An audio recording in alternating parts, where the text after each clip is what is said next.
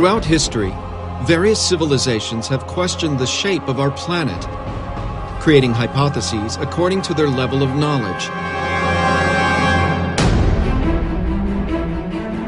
Even today, scientists around the world question the truthfulness of the sphericity of the Earth, because even though it's presented as a truth, there is no unquestionable scientific evidence in this regard.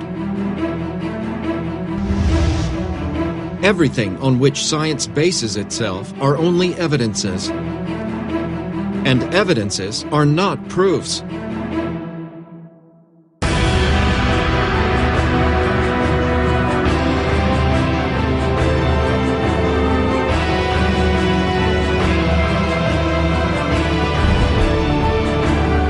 In order to bring the light of knowledge on the true shape of the Earth, researchers of Dakila and Ziggurat's Technology Center joined with other scientists in an independent research that lasted 7 years, seeking scientific and definitive proof to demonstrate that Earth is indeed round or has another shape.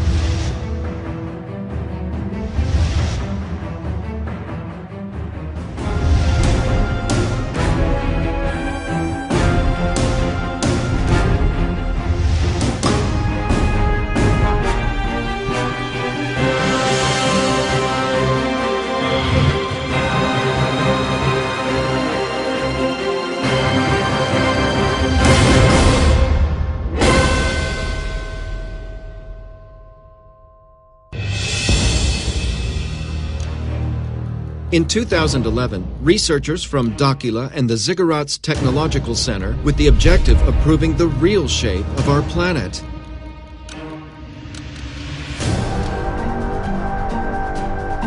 It was needed to prepare and carry out different experiments and data collection at several locations around the planet.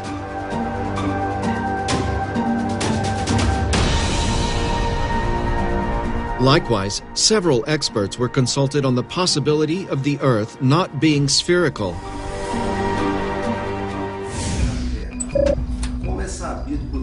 As is known by all mankind, the Earth has a spherical shape. And as a geographer and cartographer, it is difficult for me to accept that the Earth is not a sphere. All this knowledge here, and the perception of man thinking and acting according to these rules here, he is fixed to this model.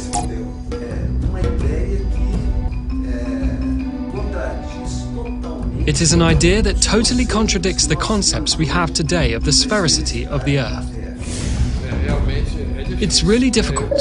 I, as an engineer, and I deal with the exact sciences. That's where we come from since childhood with these concepts. It is difficult for us to have another vision of this reality that we have since childhood. Because exclusively studying through this model, the struggle is very great. Because the amount of technological and scientific knowledge there is to ensure that these ideas are true is very great. The round Earth, with mathematical formulas all operative, in aviation, aeronautics, astronautics, and in satellites, all being placed with this formula, and this has been working. Water does not leave the Earth because it has a central force pulling it towards the center of the Earth, which is gravity. It makes us think that the Earth's gravity would not be the center of it. That's why I say it's a very shocking idea. So, when we deal with abstract things from the past, historical things, so there are several theories with a concrete thing settled within scientific knowledge. It is difficult. And when you break those pillars that sustain, what sustains?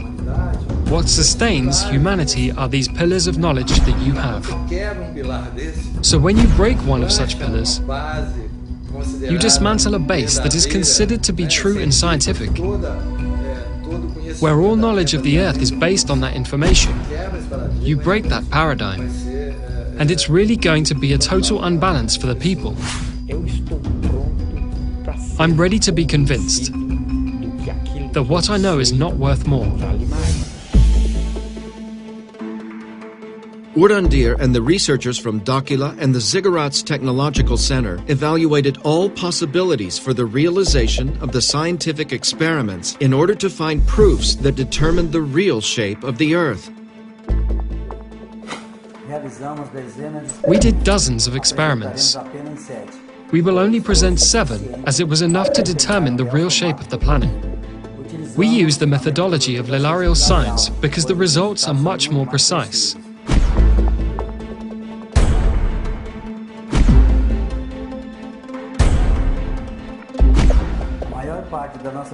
Most of our research was done in the waters because it makes up 70% of the planet's surface. The first chosen experiment was to determine the curvature of the horizon at water level.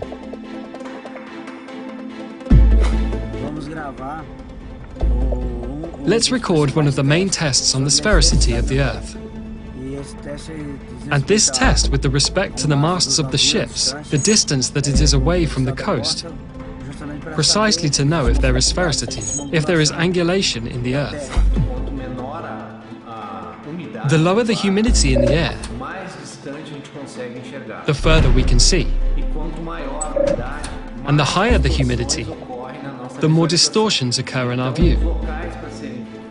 So the places to be chosen to do the tests have to be of very low humidity. The tests will prove that if the Earth is spherical, the waters will follow the curvature. The first site chosen to start the experiments was Lagoa dos Patos in Rio Grande do Sul.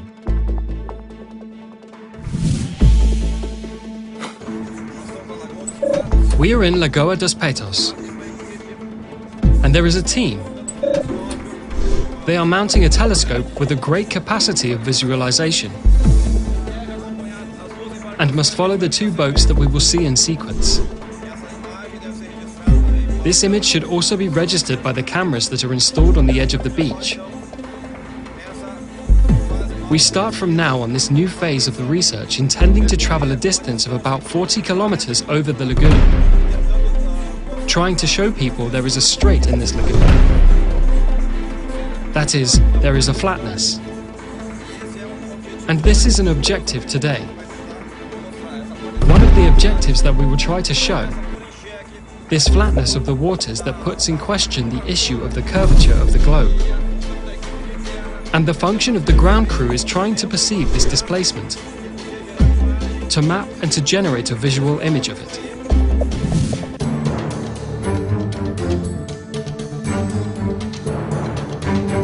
The researchers mounted a Newtonian telescope specially designed for the experiment, with a high-definition camera attached to its eyepiece to register the entire process.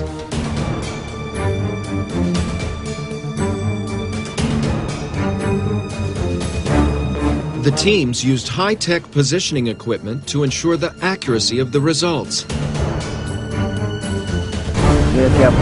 Quando chegar lá, a gente passa a coordenada, mas vê se consegue localizar.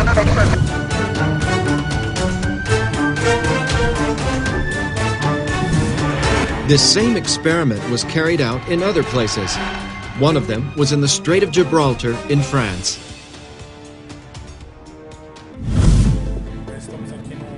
We are here in the south of France, a seaside town called Le Bagarre. We set out together with the French researchers, coordinators of an association called Project Energy Action here in France, trying to prove the veracity of this seemingly absurd theory. I had the opportunity to participate in the phase of the tests that were held in Europe. It would be the filming of a boat, as far as possible from the coast. We find it very interesting the chance to be able to touch on a controversial subject,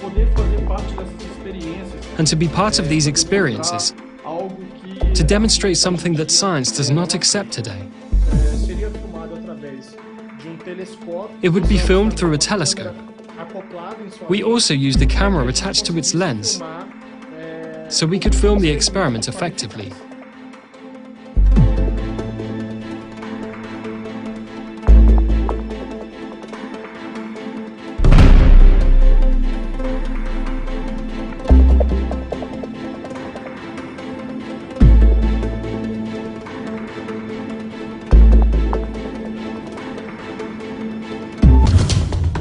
This experiment was also carried out in Brazil at the Três Marias Dam in Minas Gerais.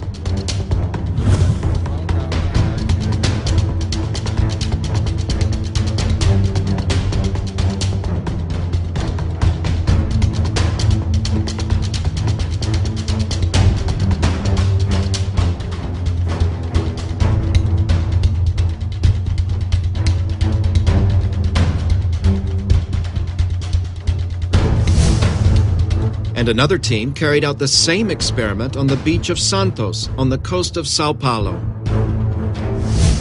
There we divided the teams in two. One stayed on the shore and the other went on a boat out at sea.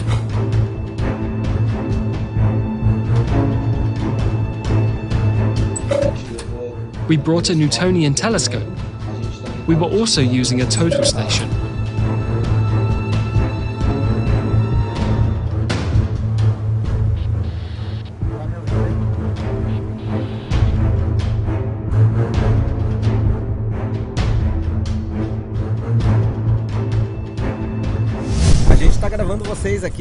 We are recording you here.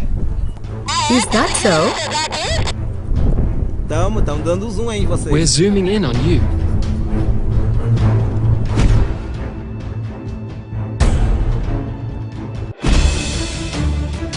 Another telescope experiment was realized at Lake Titicaca in Peru.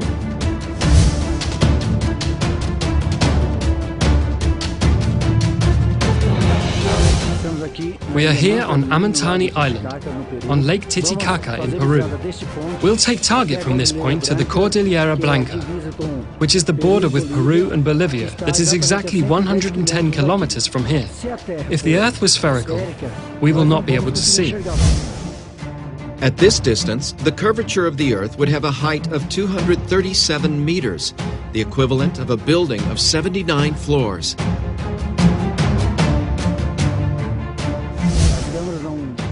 The cameras won't be able to get it, nor will we see at all with the naked eye. We will not see the other side, but with telescopes we do. One of the best points you could have in the world to really register the Earth's sphericity is on this location. Would the team be able to see the other shore of the lake through the telescope?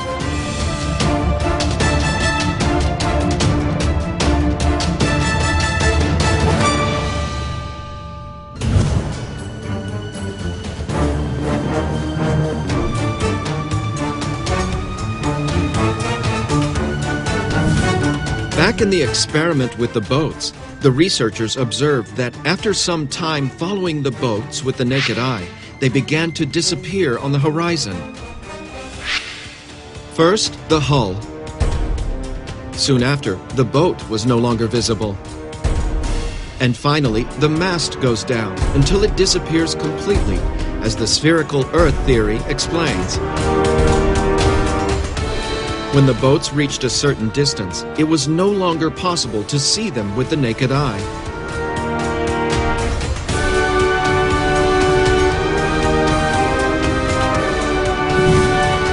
So does this mean that the Earth is really spherical?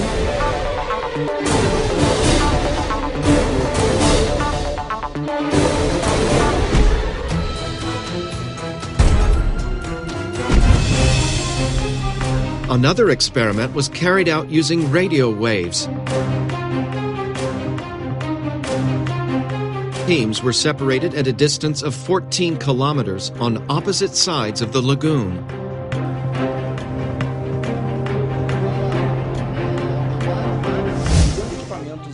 Using the radio equipment, we use directional antennas at high frequency, parabolic antennas that concentrate the radio frequency beam, one directed to the other at different points. The two antennas receive and transmit radio waves at the same time, and any obstacle between them would block the communication.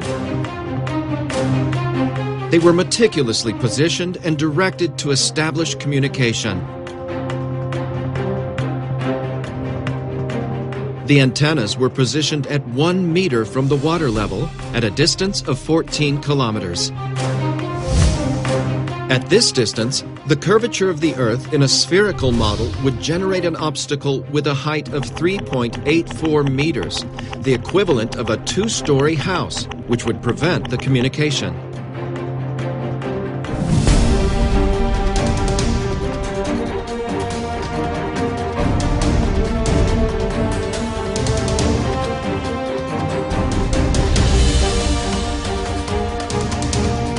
Could researchers have established communication?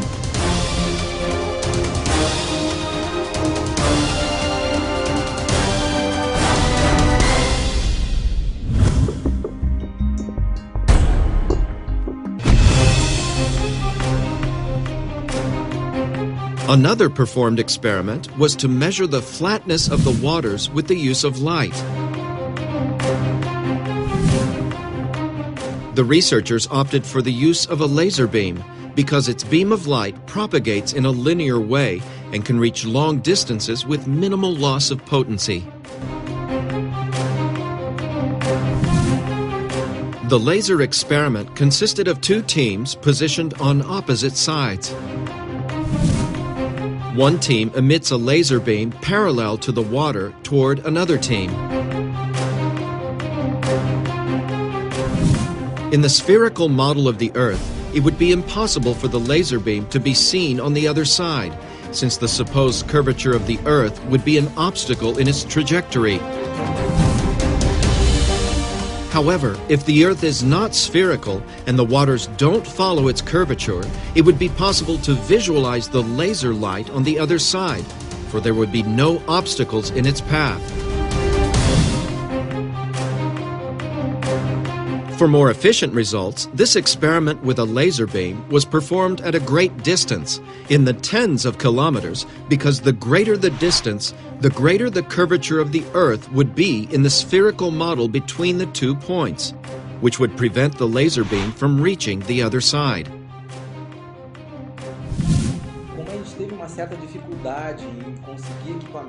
As we had some difficulty in getting high-power equipment,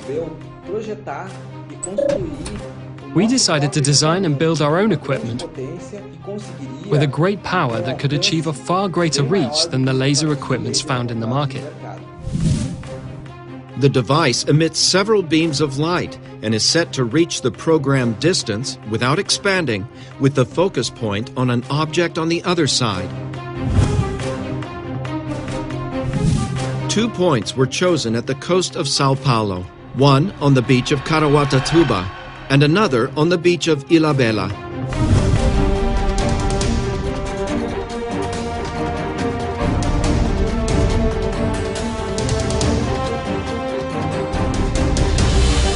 The team prepared the equipment during the afternoon to conduct the experiment at night. The devices are positioned at a height of 1 meter above the water level, directed towards the team on the opposite side. The whiteboard or light receiver is 1 meter from sea level. The distance is 15,000 meters, 15 kilometers. With the equipment ready, it's time to start the experiment.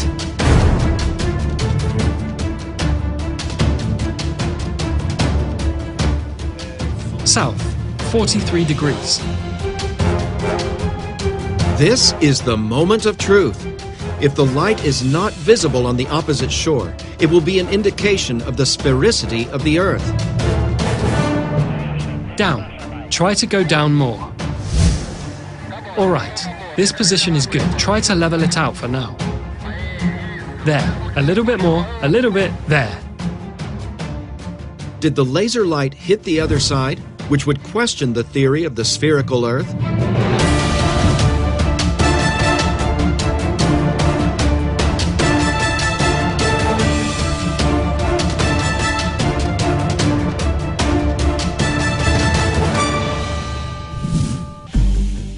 The team's next step was to repeat this same experiment over longer distances. To continue the research, Lake Titicaca was chosen on the border between Peru and Bolivia. One team was in the town of Juli in Peru and another on the beach in Copacabana, Bolivia. Lake Titicaca has a width of 65 kilometers and a length of 165 kilometers. Other people say that the lake has spines, but it has not. It's a flat surface. It is a mirror Lake Titicaca here in Peru. If you look, for example, 30 to 40 kilometers, the lake looks flat.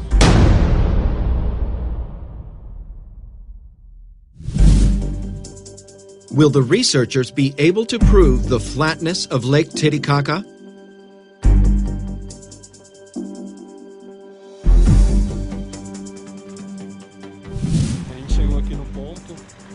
We got here on the site, right on the side of the road. Down there in the center of the display is the town of Copacabana. For me, from what we are seeing here, the theory of water flatness is very convincing. But we will seek more evidence. It needs more results. We are Team 2. Team number 1 is in a town called Huli, also on the beach of Lake Titicaca. So here we are on the same level as them.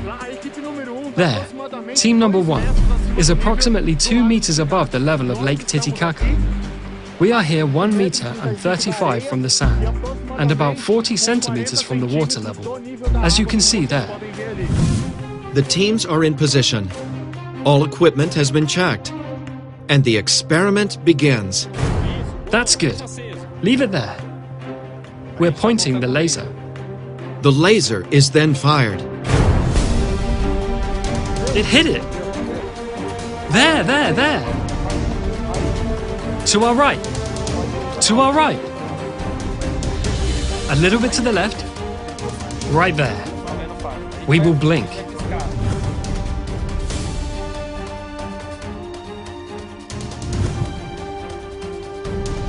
Could the laser be visible on the opposite sides, which would prove the flatness of the waters?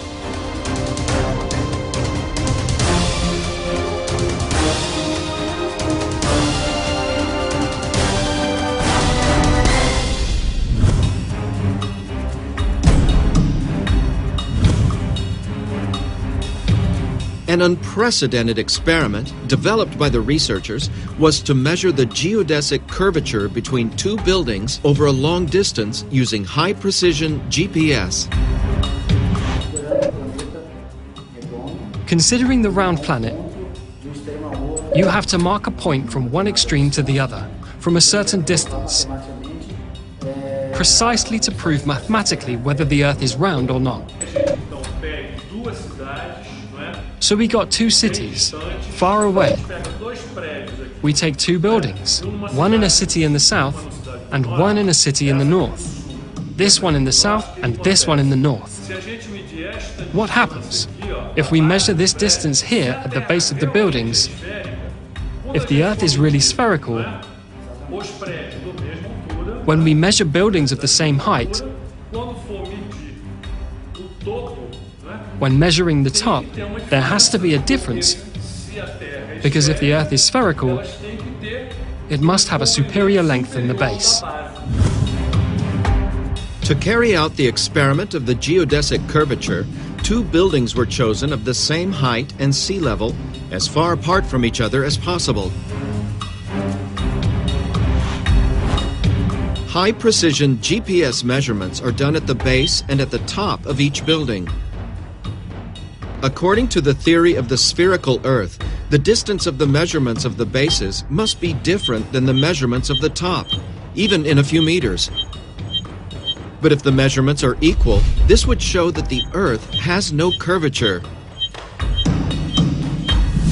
In order for the results to come out with the best possible precision, the CTZ researchers invited INCRA, the National Institute of Colonization and Agrarian Reform. This is one of the most respected organizations in Brazil, and one of the best in the world in the area of topography.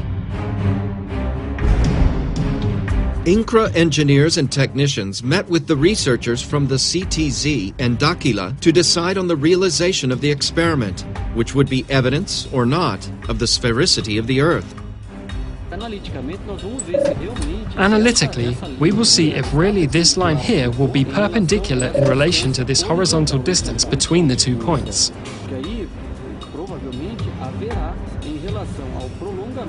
There probably, in relation to the extension of this perpendicular line, to that baseline, I believe it will be larger. In the view of the INCRA technicians, the measures will be different. If this is true, it'll be one of the strongest evidences that the Earth is actually spherical. The first building chosen was at Torres Beach in Rio Grande do Sul.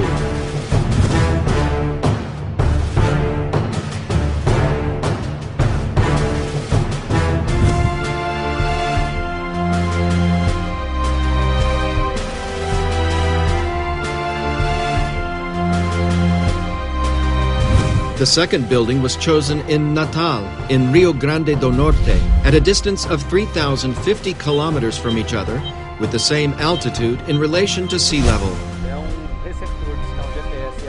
This is a GPS L1, L2 signal receiver. We'll do a reading from this point to chart the base. And from that base, we'll do the vertical readings relating to our goal. And afterwards, we will use another equipment, which is a total station, to make the readings of the vertical and horizontal angles.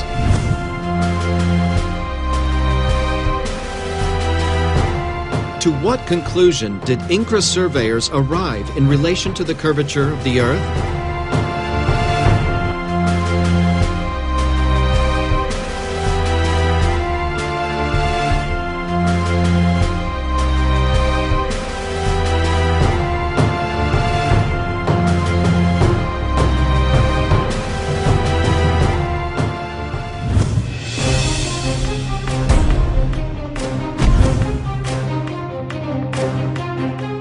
To carry out the last experiments, the researchers invited the consulted specialists at the start of the research to accompany and participate in the tests.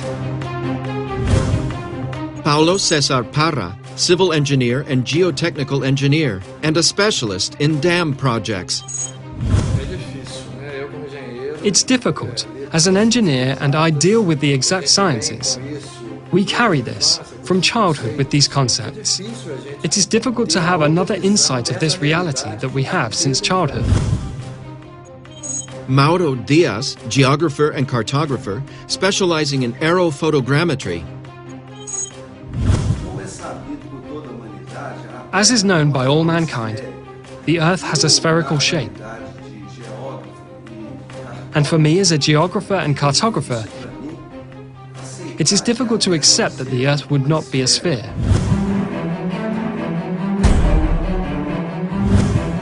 In Minas Gerais, Brazil, the researchers performed the experiment of the geodesic curvature in the waters, accompanied by the guests.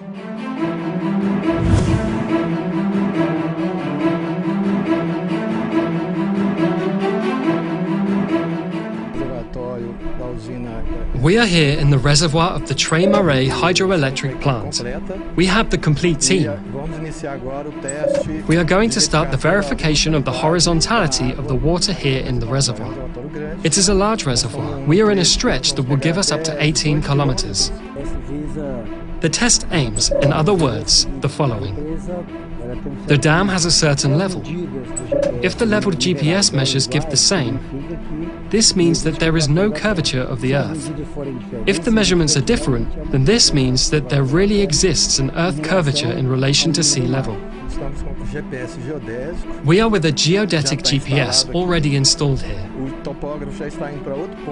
The surveyor is now going to another point, taking another point to start a triangulation, thus verifying, through this process, verifying the horizontality of the water. This first point in the elevation in relation to the sea level is of 556 meters altitude, so we're going to hit more than 3 points. This equipment, the geodetic GPS, we have two devices.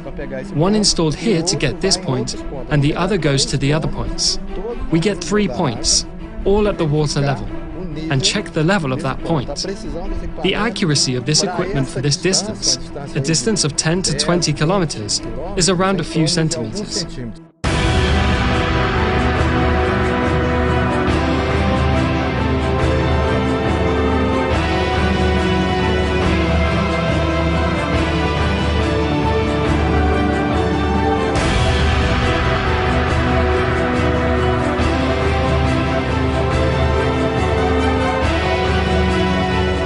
Engineer Paulo Cesar Parra supervised the entire experiment thoroughly.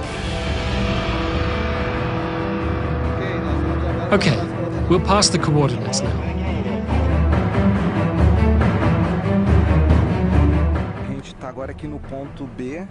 We are now here at point B, 7.5 kilometers from the starting point, and there we had 556 meters altitude on the lagoon level.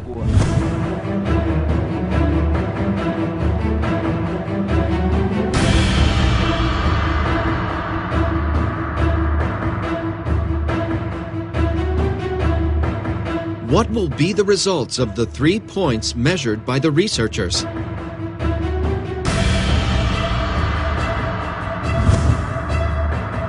Will they prove the flatness of the waters or the sphericity of the Earth?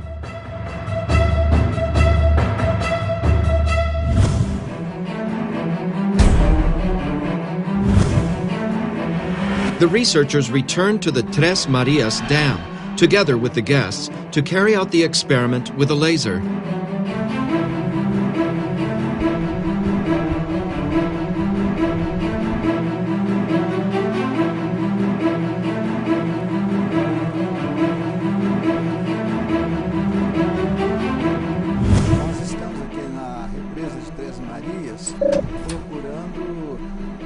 We are here at the Tres Marias Dam trying to explain various phenomena. Since we have an open mind, we have to do an investigation. A research with several experiences to explain these variables. We are going to point B, 18 kilometers from point A, where the first group is. We will perform the laser test at this distance just to check the Earth's curvature.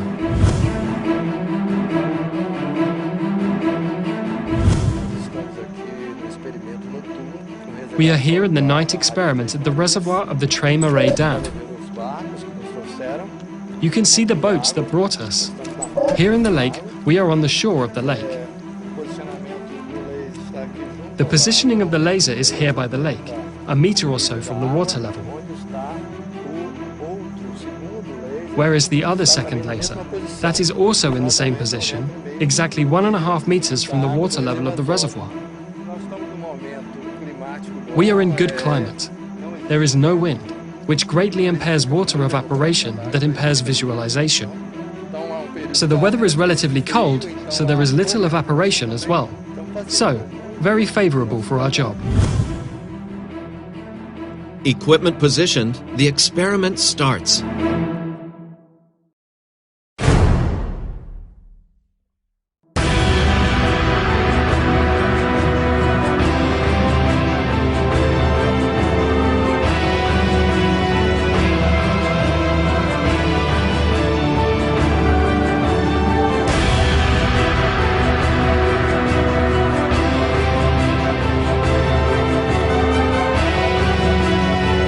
Experiments performed.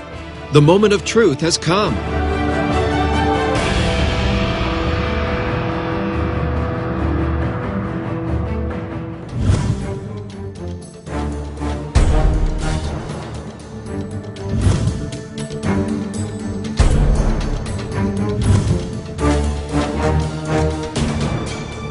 To what conclusion did the researchers arrive in relation to the experiments with ships?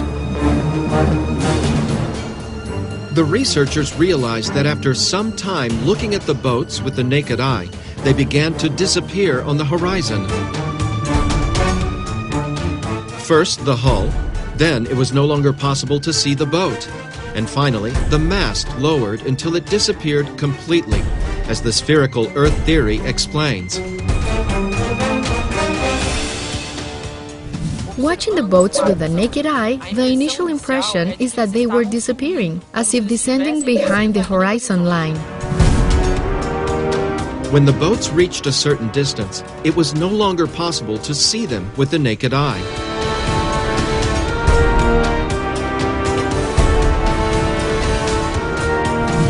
For a moment, we were a little frustrated to be in the place to prove the sphericity of the air, as with a naked eye, we could easily come to that conclusion. Does this mean that the Earth is even spherical?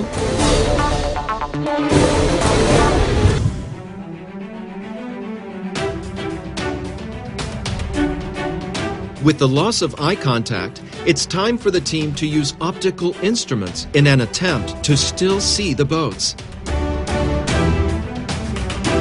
If the boats are still visible through the equipment, it's proof that they have not traveled below the horizon.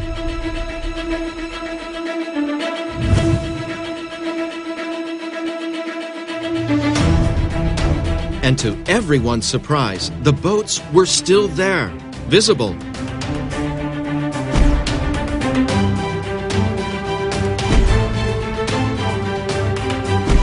The researchers realized that the images of the equipment presented some optical phenomena.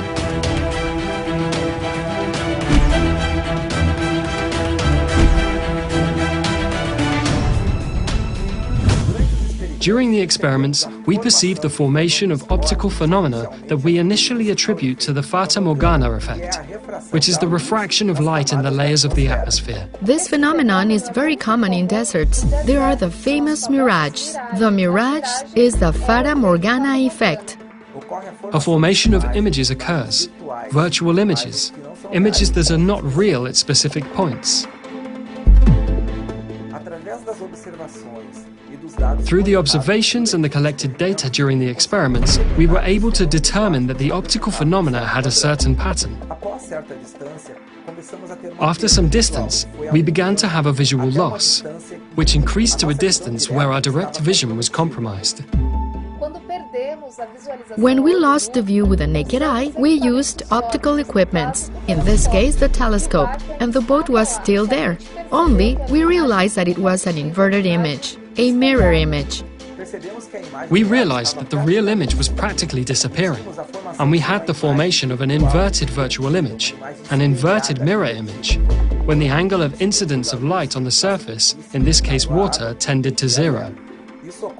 This occurs because of the mirroring effect, where the reflection of the image occurs. This phenomenon we recorded for the first time in Lagos dos Patos in Rio Grande do Sul.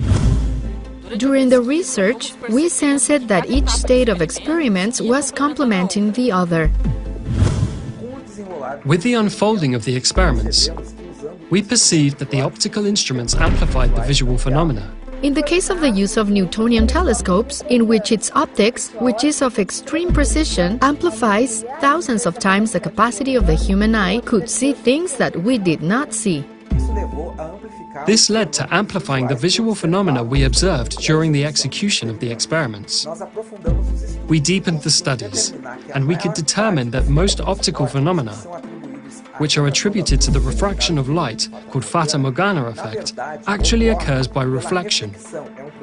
It is a reflective process of light on a surface with an angle tending to zero.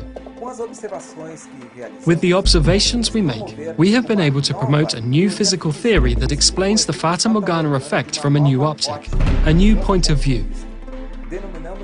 We call it the theory of optics applied to visual phenomena.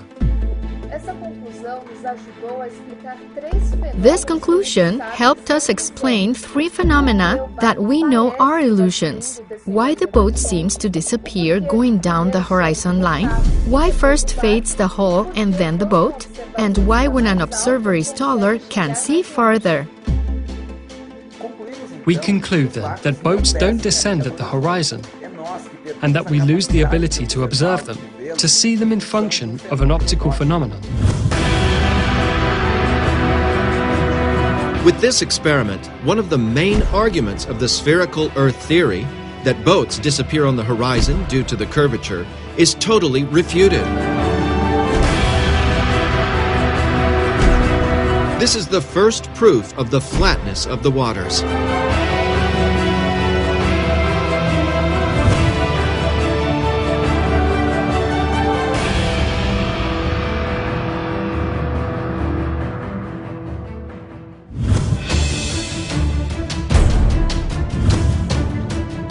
Among the long-distance viewing experiments performed with telescopes, the one with the greatest impact was at Lake Titicaca, where the team tried to record images at 110 kilometers.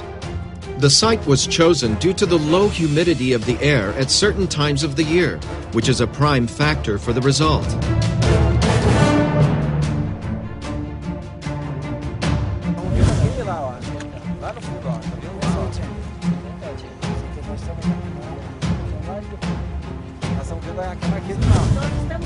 We are talking here with a boatman of the boat May 3.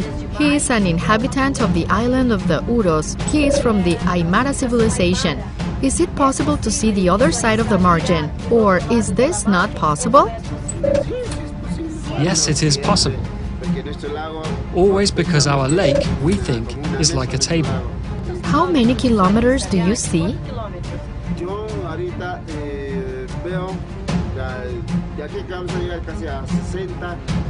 I can see almost 60 or 50 kilometers. Normal, no binoculars, nothing? Yes, normal, without binoculars.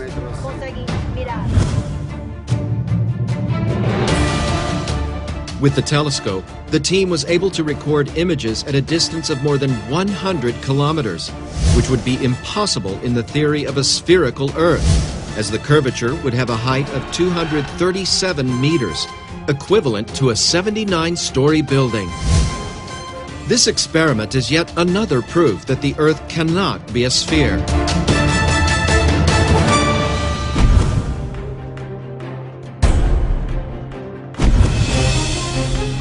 And the result of the experiment with radio waves? The researchers used directional parabolic antennas, where in the spherical Earth model, communication would be impossible, as the minimum obstacle would preclude this, since at the distance of the experiment, the curvature of the Earth would generate an obstacle of 3.84 meters in height.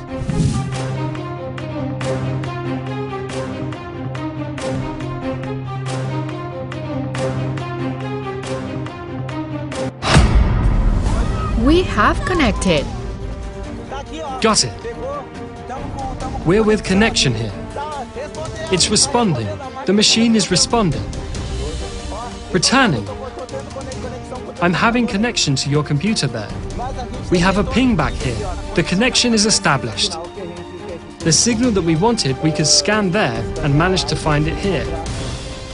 Communication was established. It has been proven that at this distance, we have been able to establish communication. We know that any interference in the way would mean not achieve communication. The test with radio waves was, let's say, unusual, because at the time we set our antennas, and with the design of the spherical Earth, we started to work with almost complete obstruction of the Fresnel zone, which is the region where the propagation of radio waves occurs, which would make communication impossible between the 2 points. However, with the idea of leveled waters, we would already have approximately 50% of the Fresnel zone unobstructed, which could allow communication between the 2 points, even if precarious. And how it happened. This is yet another proof of the flatness of the waters, refuting the spherical model of the Earth.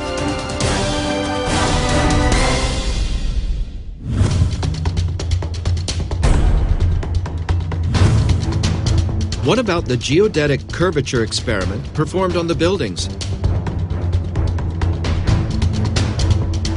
Measurements were done of the bases and tops of 2 buildings, one in Torres, Rio Grande do Sul, and another in Natal, Rio Grande do Norte, 3,050 kilometers apart from each other.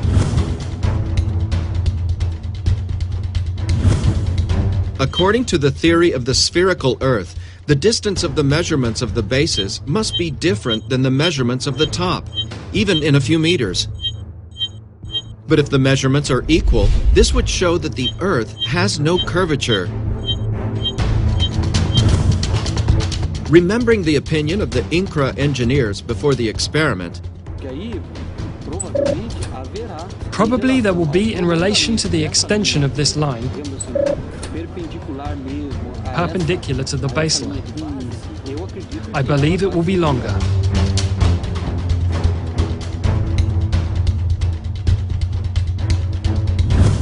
Thinking of the Earth as a globe, the initial expectation was that the measurements were different.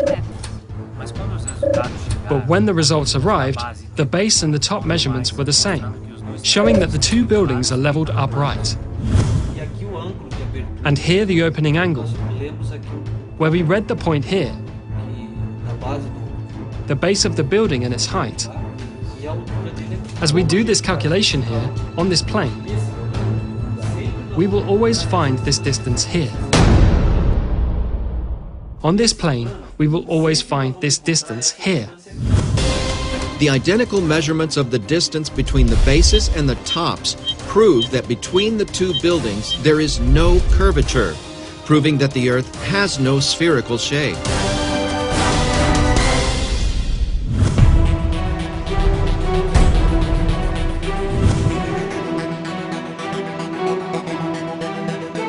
In the experiment of the geodesic curvature in the water, 3 points were obtained with a high-precision GPS on the Tres Marias Dam in Minas Gerais, whose extension exceeds 70,000 meters.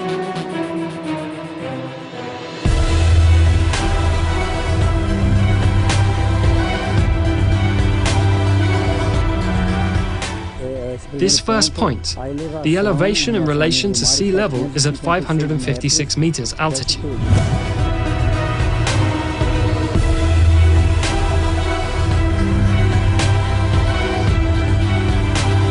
The second point also presented the same result, 556 meters of altitude.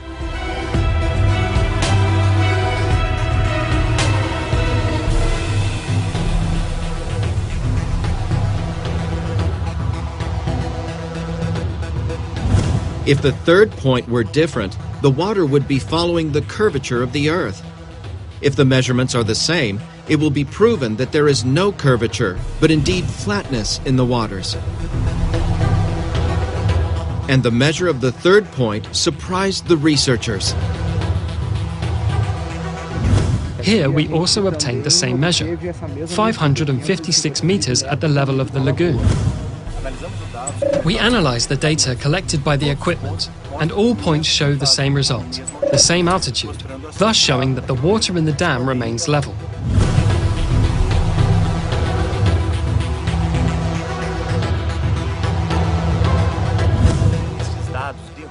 These data overthrow the theory of sphericity, because according to this theory, the water should follow the curvature of the Earth. Only in a curve there is no level.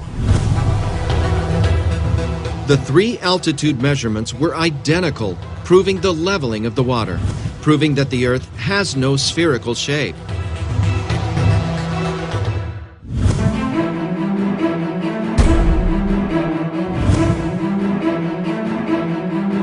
And what is the result of the laser experiments? Did the team see the laser light on the other side?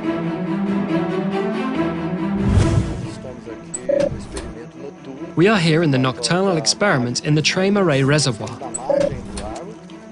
We are on the shore of the lake. The positioning of the laser is here by the lake, a meter or so from the water level where the second laser is. It is also in the same position, exactly 1.5 meters from the water level of the reservoir.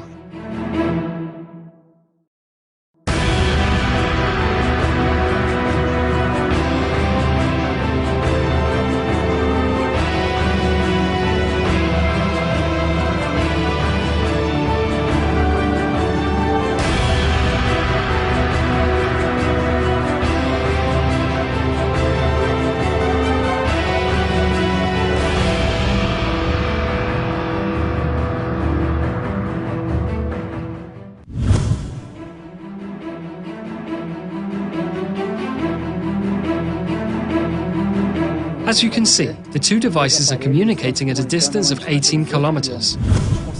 We have successfully done an experiment today, and we are proving that the Earth does not have the format that science believes it has.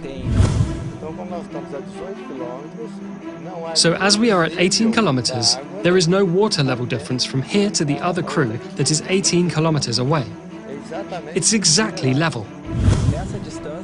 On this distance, there should be a visual obstruction by virtue of the curvature of approximately 6 meters, and we were able to get the signal from a laser cannon from the other shore at 18 kilometers on a little more than a meter from the level of the lagoon. This is the ultimate test. There is no curvature. To guarantee the accuracy of the result, the researchers decided to conduct a surprise experiment.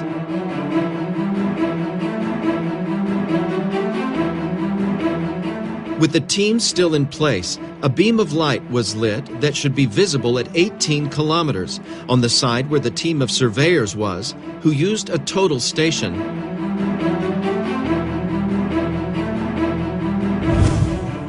At that distance, the Earth curvature would have risen 6.3 meters, equivalent to a 3-story building.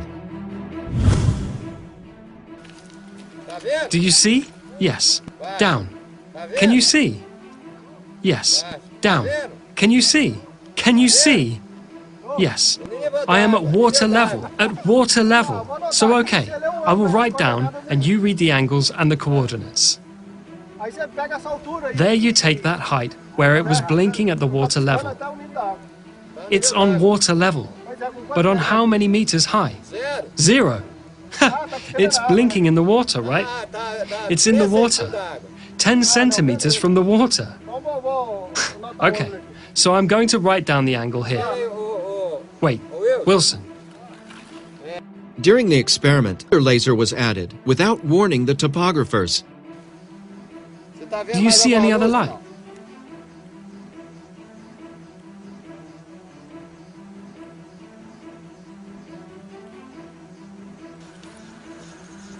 I see it. I did see. I saw a laser now. He did see. He saw the laser. It die off. Lower the laser. All right, wait a minute, Wilson. Now I saw the laser.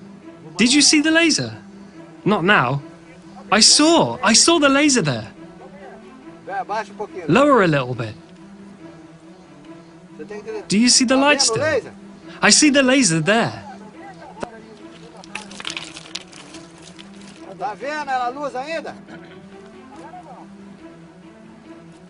Do you see the light still? I see the laser there. That's good. Just a minute. Oh, Randy, what's going on here? Dude, it's over. It's done. At the water level. It was there at 2 meters and something. Well, now it's ruined.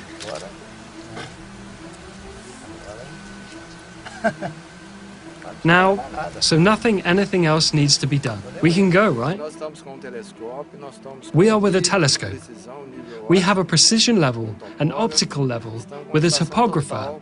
We have a total station, which is a topography equipment that is used for measurements and level determination.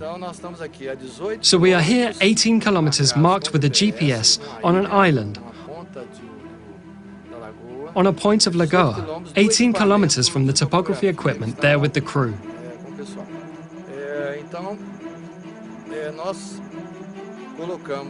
So we put a light beam, and then the topography equipment can see the light at water level.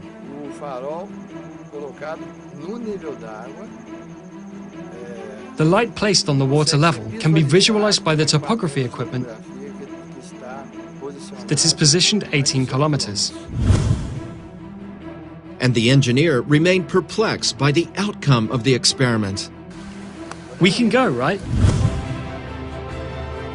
This is unquestionable proof that the Earth is not a sphere, for the waters are level.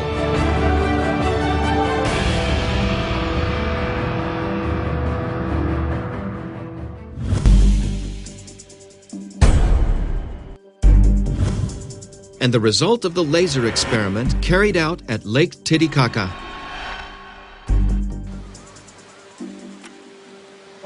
It is hitting the hill on the hill. Look over there. It is hitting a tree above us here. Look at theirs. Look at theirs. Are you pointing yours too? We're seeing. We see yours. It's just too high. It's very high. Look there. You saw. In this direction. It made it. There, it appeared again. Go. There, it made it again. That's it. Stop there! More to the left. Stop there. Stop! Through light here. It is illuminating here.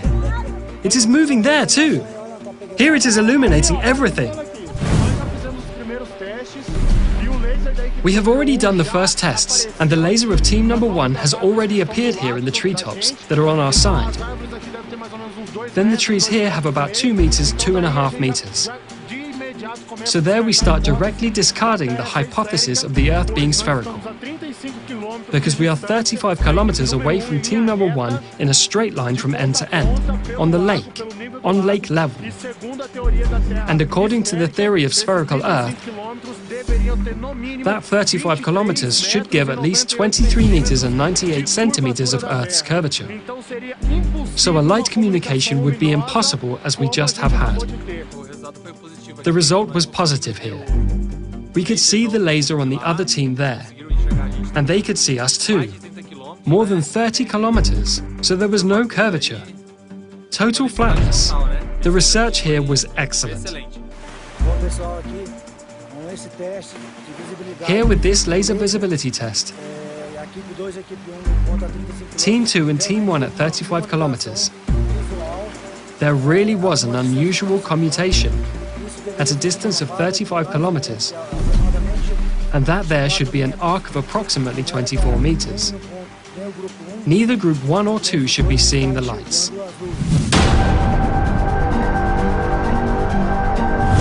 But how could one project a laser beam from one shore to another, 35 kilometers away, if, in the theory of the spherical Earth, there would be a curvature of 24 meters in height, and the laser equipment was positioned at 2 meters high, parallel to the water level? Lake Titicaca has a width of 65 kilometers and a length of 165 kilometers. Other people say that the lake has spines, but it has not. It's a flat surface. It is a mirror Lake Titicaca here in Peru. If you look, for example, 30 to 40 kilometers, the lake looks flat.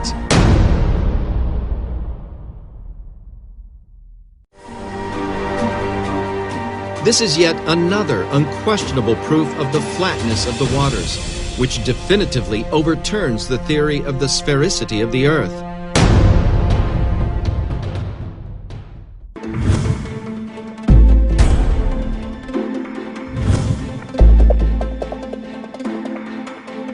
Gravity is the theory that science considers as the main factor to keep everything in harmony on a spherical planet. Water does not come off the Earth, because it has a central force pulling towards the center of the Earth, which is gravity. It does not exist. According to the experiments, gravity does not exist. From the fundamentals of nature, Plumb and Level overthrow the theory of gravity.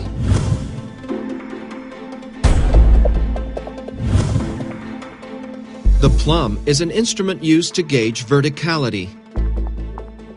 It is of fundamental use in civil construction to guarantee the verticality of the buildings.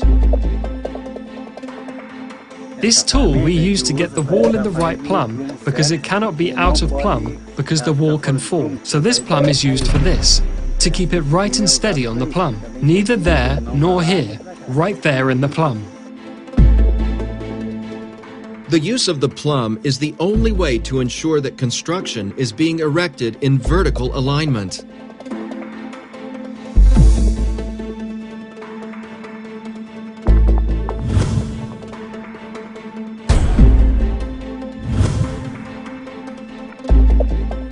The level is an instrument used to measure inclinations and is fundamental to ensure horizontality.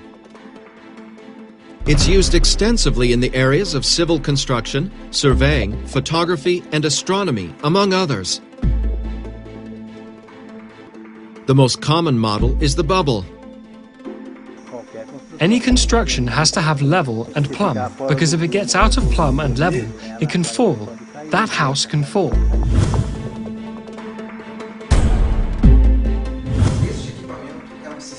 This equipment is a system of communicating vessels and is used in the laboratory to demonstrate the behavior of water leveling.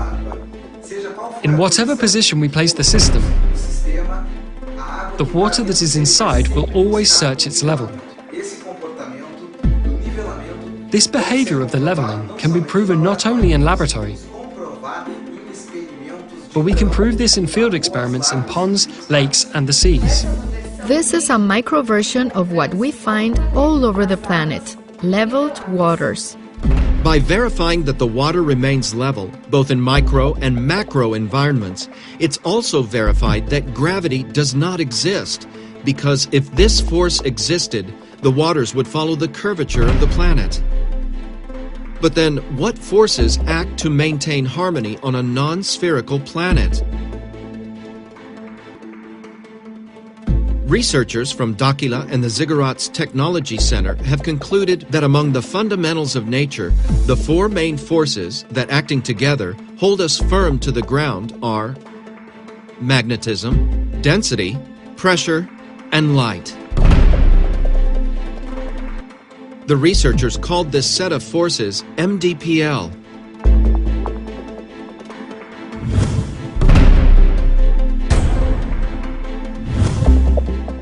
Among the four MDPL forces, magnetism, in contrast to what science considers, is one of the strongest forces that act on Earth. It's the main force that keeps everything in balance, from the bonds of an atom to the Earth's magnetic field.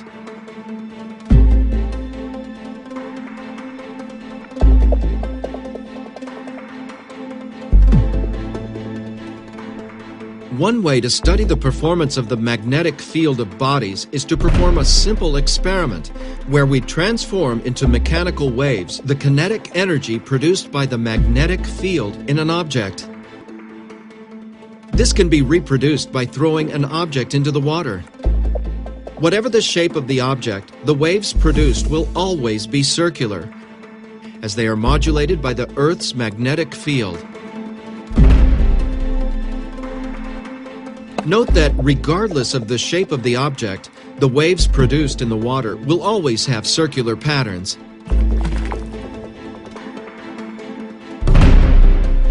This happens because the waves in the water are being modulated by the influence of the Earth's magnetic field.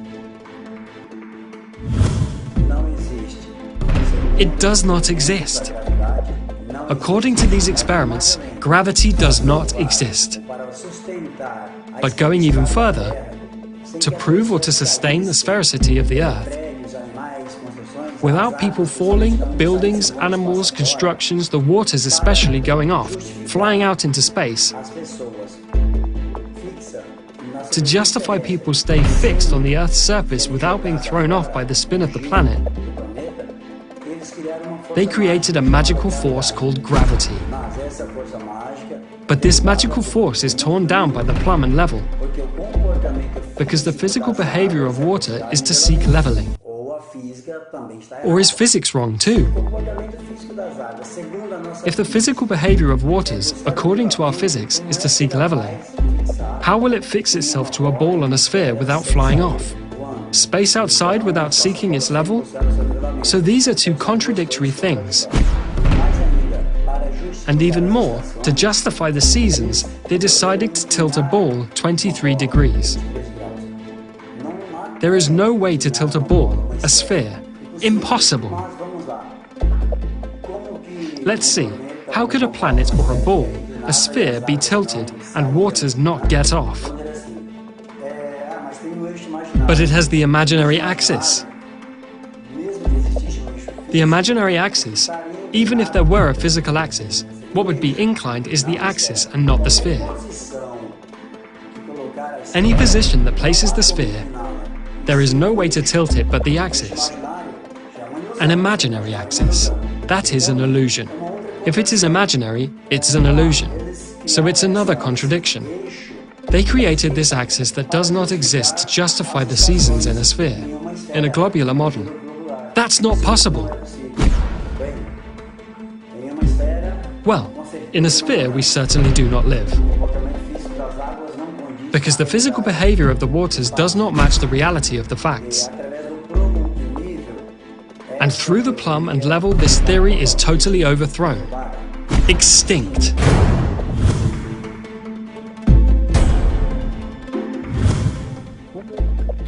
What would Earth be like? The first sight, the Earth is absolutely flat. But this plane goes where? Is it square? Is it a circle? Looking from above, the impression you have is that the Earth is flat.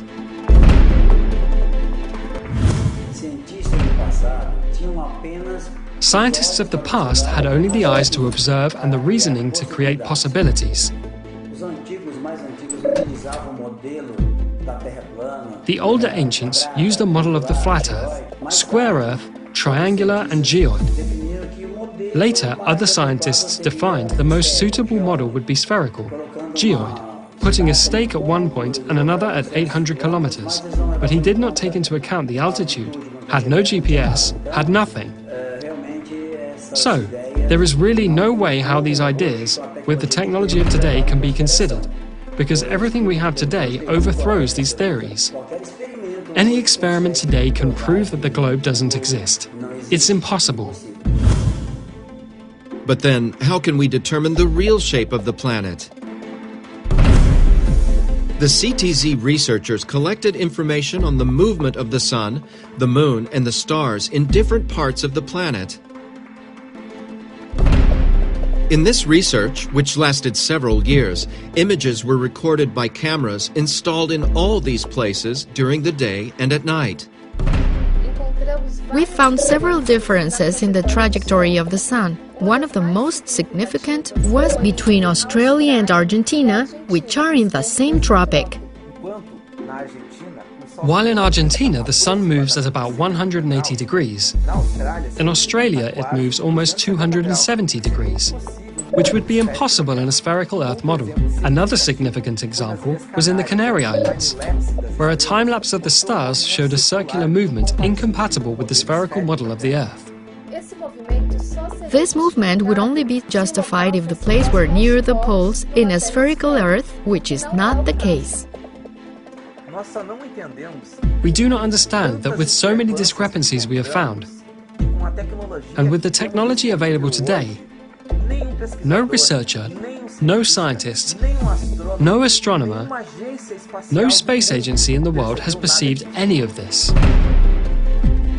The discrepancy in the comparison of the trajectory of the Sun and the stars between the different points, when related to its geographical position in the current world map, allowed to generate a new geographical model of the continents.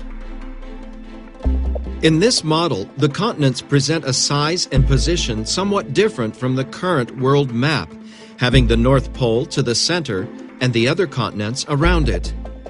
This new model was called Convex Earth. We call it Convex Earth because the continents have a convex relief, starting at the sea level, racing to the highest point and returning to the sea level. According to altimetric analyses, all the continents present a convexity in their relief. According to the investigations, in the convex Earth, the magnetic field has the following layout, with the magnetic North Pole located in approximately the middle of the planet.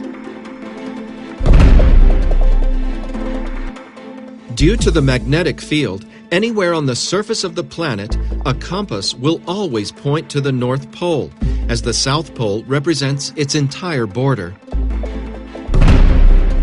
The magnetic field is also responsible for modeling the shape of our atmosphere, which takes the form of a plane convex lens. In this way, the atmosphere, formed by several gases and water in gaseous state, takes on the characteristic of a gigantic magnifying glass with a high degree of refraction, responsible for day and night.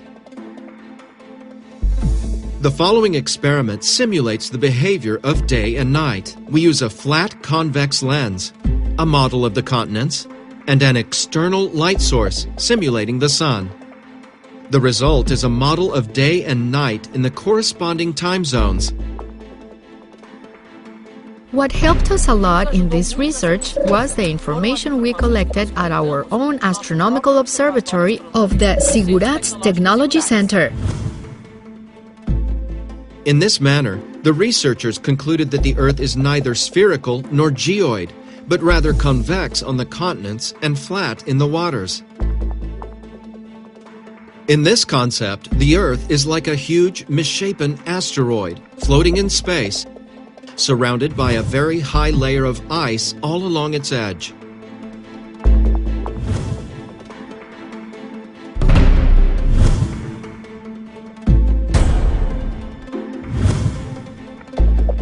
And how do satellites work in the convex Earth? The magnetic field of our planet is primarily responsible for keeping the satellites in orbit. Briefly, there are two types of satellites, the geostationary and the orbitals. The geostationary ones are apparently fixed in a position over the surface of the planet.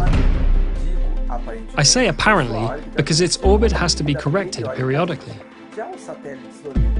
Orbital satellites are in orbit over the surface of the planet. They have different routes and altitudes according to each application.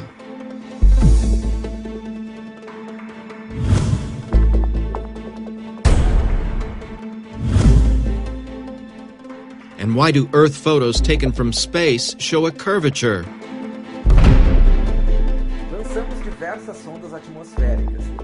We launched several atmospheric probes, and we noticed that the images recorded in the upper layers of the atmosphere begin to show a certain curve after a certain height. This occurs in the high layers of the atmosphere, above the stratosphere, that is. In an airplane window, you would not notice this curvature. We observed that this effect does not occur due to the supposed curvature of the planet, but due to two factors. The first, due to the large flat convex lens of our atmosphere, and the second, according to the theory of curvature of light proposed by Albert Einstein, experimentally proven in 1919. According to Albert Einstein's theory, the mass of a large object can create a curvature in space-time around it, able to bend the path of a beam of light in its vicinity. This phenomenon was called a gravitational lens.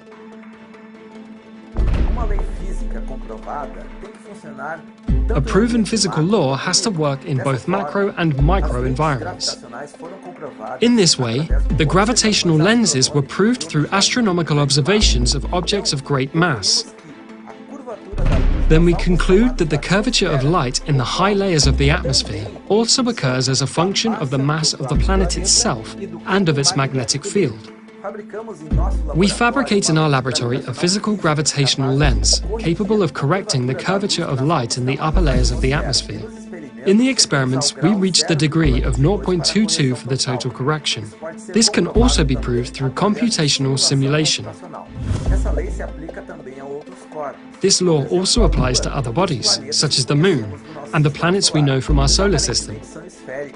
They apparently are spherical when viewed through telescopes, but we do not know their real format. That is, not always what we see represents reality.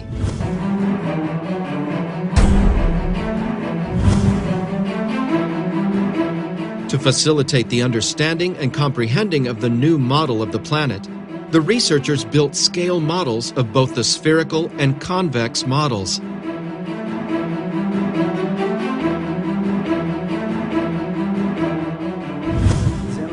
We made a scale model on geographic scale, just so that people have better clarity. A visualization that much more facilitates the understanding of what Earth really is. According to the report, according to all the research that has been carried out by our researchers, we have come to the conclusion of this format of the Earth.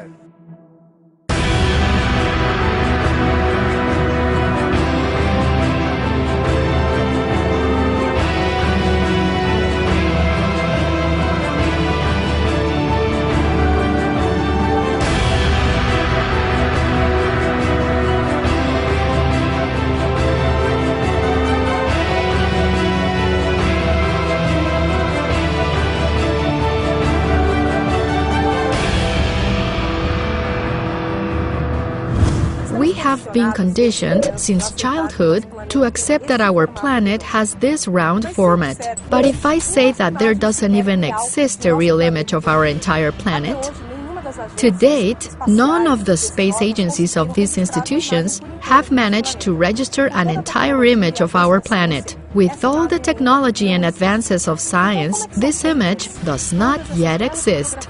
So how are they made, all those beautiful photographs we see on the internet, on posters, in films? This is very simple. Local images are taken, passed to a computer program, so they are manipulated, forged into a format we know today. This beautiful image, this photograph of the blue planet that we know, is nothing more than propaganda, just like many others we see daily. According to the research done, the calculations and measurements taken from our planet, this is not its format. The real format of our world is this. It is convex in its continents and leveled in the waters. I was hired to build a model of the globe and the convex Earth. I never thought that the Earth would have a different shape. I always believed that the Earth was a globe, an entire round sphere, all tidy, perfect. After the completion of the construction, I see the importance that you cannot live on a planet without level and without plumb. I can only conclude that our planet is convex.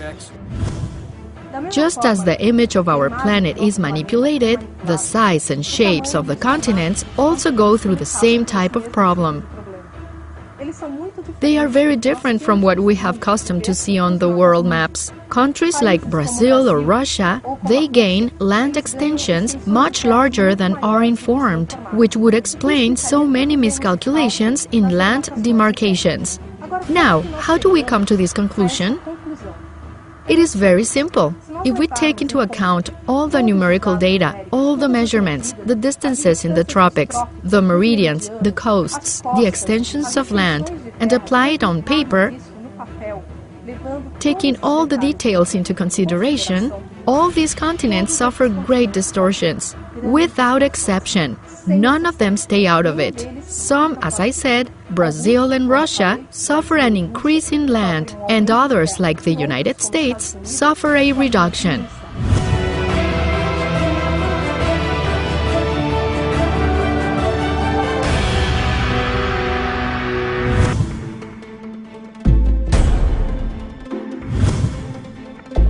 During the surveys, strong evidence emerged of the existence of a new continent. And what about the new continent that is far beyond our borders? We call it the Greater North. For those who are here in South America, heading north, so we call it the Greater North. With the help of Navy and Air Force officers, we were able to trace logistics towards the Greater North, towards Siberia, towards Russia. There were several factors that led us to perceive the existence of the new continent. With the launch of several atmospheric probes, equipped with cameras and other equipment, we were able to identify a territorial mass that is not included in our maps. It is not part of our current cartography. And, analyzing the images, mainly of the probes, we realized that it is part of a new continent, behind an immense layer of ice.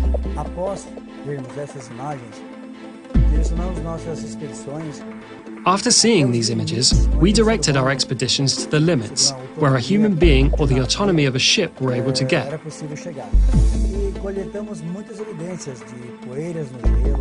And we collected many evidences of dust on the ice, pollen, and other evidences that really brought us to the certainty of the evidence of this new continent.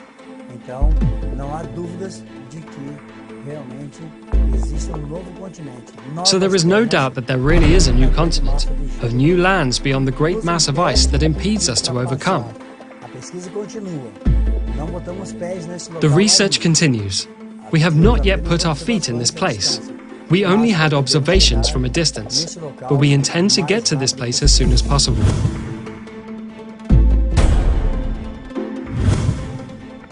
A study performed by the CTZ on the Sun, Moon, and stars brought many answers regarding the positioning of the continents and the shape of the Earth. On the other hand, many questions have arisen.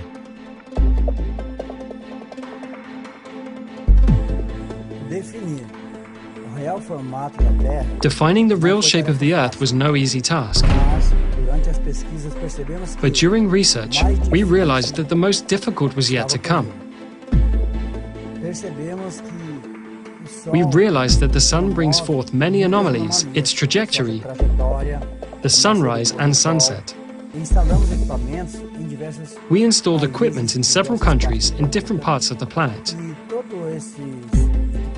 And all these equipments recorded different situations, anomalies that made us think, rethink, about trajectory and about what we learned about the Sun. Its size, its distance to Earth does not match what we learn. It does not coincide the realities of the facts. It is an anomalous trajectory, totally different. It implies strong evidence that the Sun is not a star the way we learn. It seems that it is much closer to the Earth than we think. Moreover, its trajectory is totally different. In several points, in several continents, the trajectory does not coincide with the reality, mainly in Australia and the Canary Islands. For example, in Australia, it rises and sets almost in the same place. In Antarctica, it's totally different. Some months of the year, it stays at a fixed point, practically without moving to either side. By observing all these anomalies around the world, we realize that there is a possibility that the solar system is totally different from what we have learned. It might not even exist. During these observations on the Sun, we noticed that the Moon has also a different behavior. Its trajectory is very similar to that of the Sun, and its size is also completely atypical. The impression we have of the Moon is that its size varies greatly, or its distance from the Earth varies greatly during its 28-day trajectory. There are days that it is closer, another more distant. It is as if its ecliptic were totally within a different system of space out there, as if it were another reality. And because of the various anomalies observed in the Sun, the Moon and the stars, we determined that the Earth doesn't spin. It does not have the spinning motion. We can consider a gentle wobble or a gentle tilt. But sure, the land does not spin. It is motionless. The mystery surrounding the Sun is so complex that we will continue our studies. We will continue to research because it is in our interest to unravel the mystery that surrounds our star.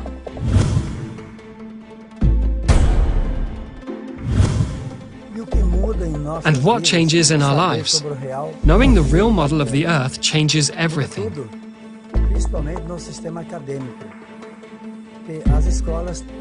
Mainly in the academic system. Schools will have to redo all of their programming from their school curriculum, geography, astronomy, mathematics, physics, everything changes. Everything we learn, the whole context, especially with regard to the model. Cartography, air navigation, maritime, fuel economy, military strategies, meteorology, climate issues, all of that changes.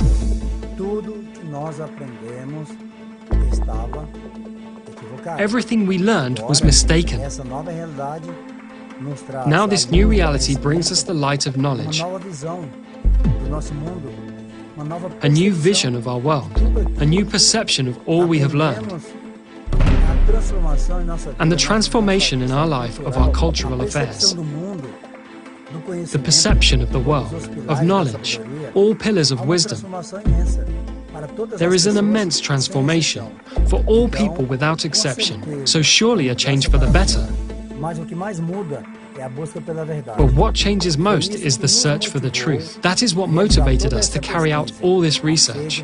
The thirst to know, the thirst for knowledge.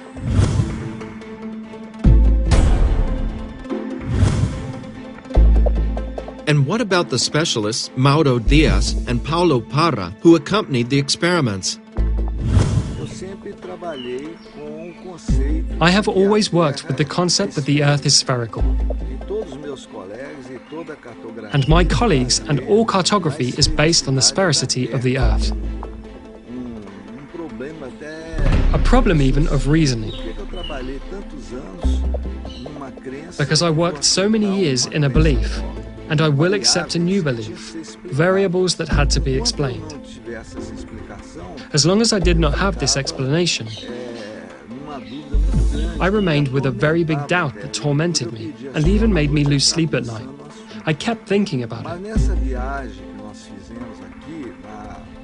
But on this trip we did here on the Trey Murray Dam, we did a very important test. That is the projection of a laser at a distance of approximately 18 kilometers. And it is known in cartography and by the conception of the sphericity of the Earth that we cannot see a thing beyond 10 kilometers. So we witnessed this experience with all success. It was done at night. The laser beam projected parallel to the water mirror. The test resulted perfect and satisfactory. And we made the greatest effort, using as much as we had in our technology to do this test. We brought a laser beam, we brought theodolites, we used communication radios. So I declare concluded the basic part of this research, and I feel it is a moment of glory for us. So to finish, I know there will be a series of confrontations, doubts among other technicians, but we are convinced to get them also to do research. I think this is a very big paradigm shift for Earth science. I, as an engineer, and all the studies I did to train me and specializing me, I always considered the Earth as a spherical shape.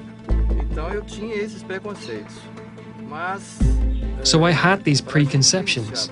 But for us to start, when we began doing the tests, and until so now, I deleted the prejudices that I had from my head, trying to imagine myself without any knowledge of the Earth, to verify whether it is spherical or not. It is clear, without a doubt, that the Earth in the lakes region is flat. There was no difference of level at all. So I know it's difficult even for you to have the courage to talk about this issue here. Many professionals have refused to talk about it out of fear of having their career damaged, their image damaged, for contradicting a theory that has been there for 2,000 years and which has never been proven in practice. In the case of the Earth's sphericity, they are thus only theories in relation to exact science. What advice would you give to the researchers, to the people who occupy the same chair as you? The important thing is to eliminate these preconceptions, because those who understand these three forces well, magnetism, density, and pressure,